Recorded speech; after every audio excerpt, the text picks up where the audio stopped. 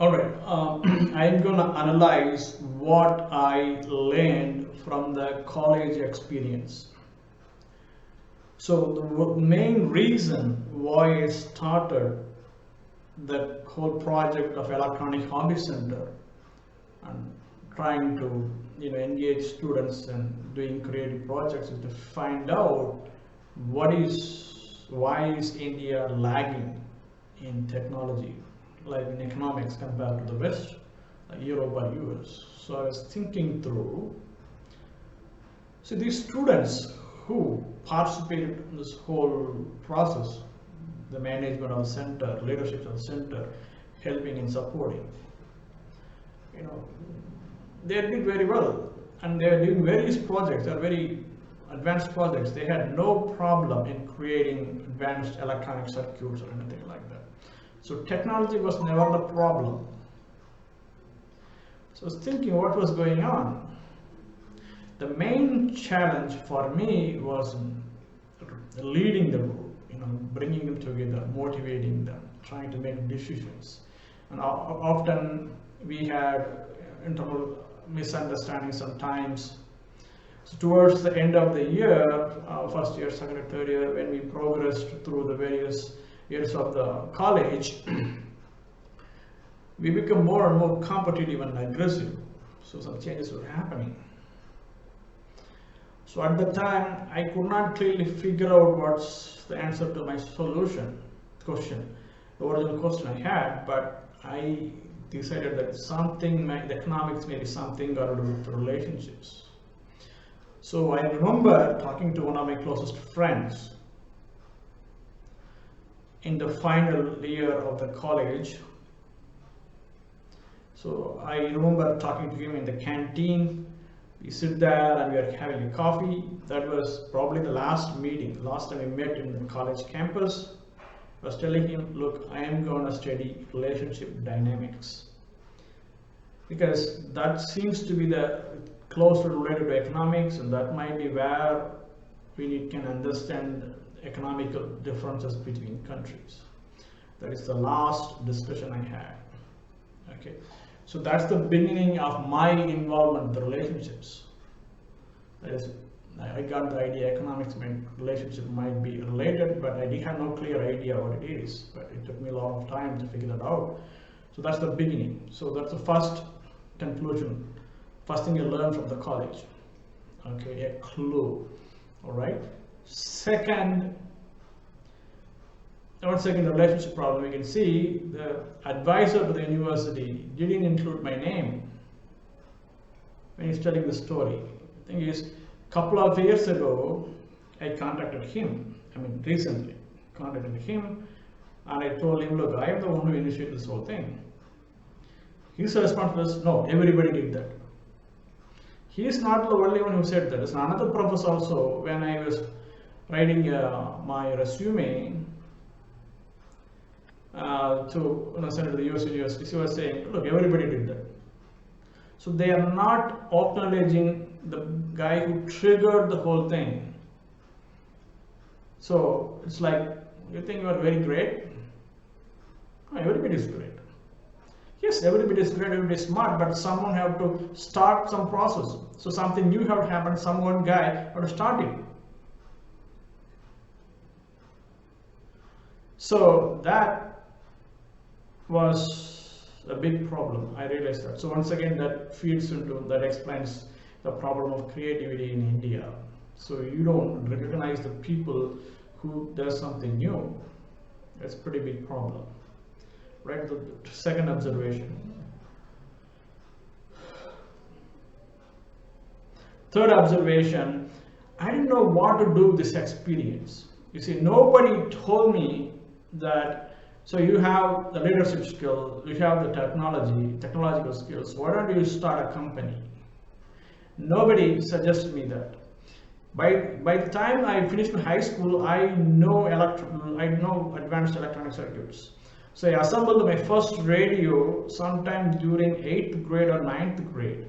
I soldered electronic circuits and designed an AM radio. Okay, All I got was, I took that radio to my school and we were learning cricket commentary, and the teacher found that out and I got slapped. So always getting slapped. Every time I exercise creativity, I get slapped. Then you clearly understand why I became very depressed towards the end of 11th standard, right? So even during high school, nobody told me, or in college, nobody told me you can start a company. You know leadership skills, you are innovative, why don't you try that? Nobody. So that was, I'm talking about 30 to 20 years ago, but India has changed right now. Right now, our Prime Minister is promoting entrepreneurship. Startups are springing up in India. India is one of the most vibrant places in the world.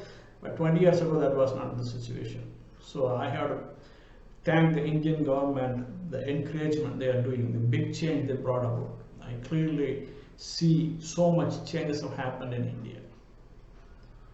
It was happening very rapidly. So during that time, 20 years ago, nobody told me that, encouraged me into this.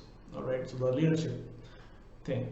So the one day encouragement was go and get a job, either in India or go to US, get a degree and get a job. So that's the third thing that I want to mention, third thing I learned.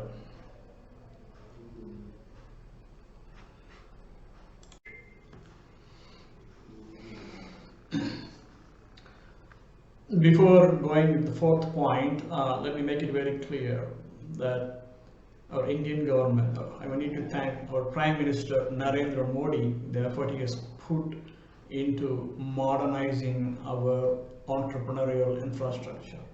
So much has happened. Without it, I think India would have remained like 20 years ago. Okay, so I thank our Prime Minister Narendra Modi for what he has done. So I will be detailing this in a separate talk. So right now I am going to focus on what I learned from my college experience. So there is this fourth point, and I want to point out.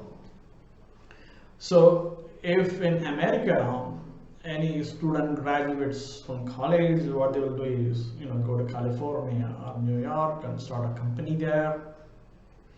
They are not going to leave the country.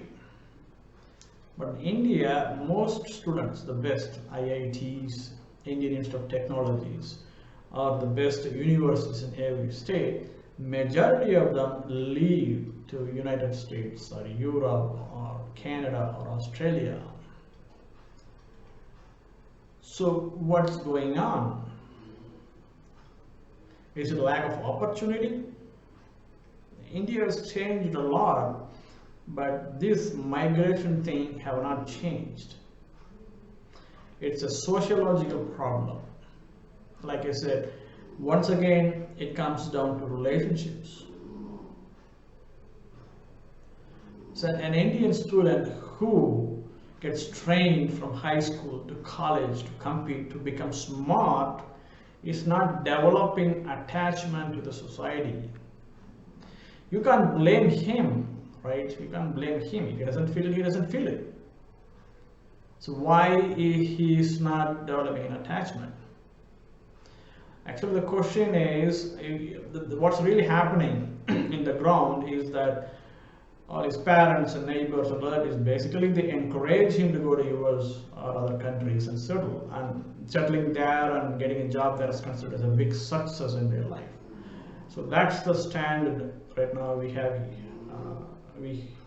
We had for some time, and probably it's changing a little bit. I don't know what the situation is right now, but still it's a big problem. Motivating students to stay in India, creating a smart guy who stay in India. India needs to tackle poverty.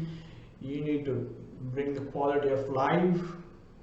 India needs to build its infrastructure. So much talent is needed here. So how do you motivate students to stay here and serve the nation? That's a pretty big challenge, and this is the challenge faced by many of the developing countries. It could be even the Middle Eastern countries, Latin America, or many other countries. They just migrate to a better place. If you can't keep your best people in your own country, motivate them, then you can succeed in development, competing with other countries. So that's a sociological problem. I will talk about it later. You need to get deeper into that. So once again, that comes down to relationships. So this concludes my fourth point.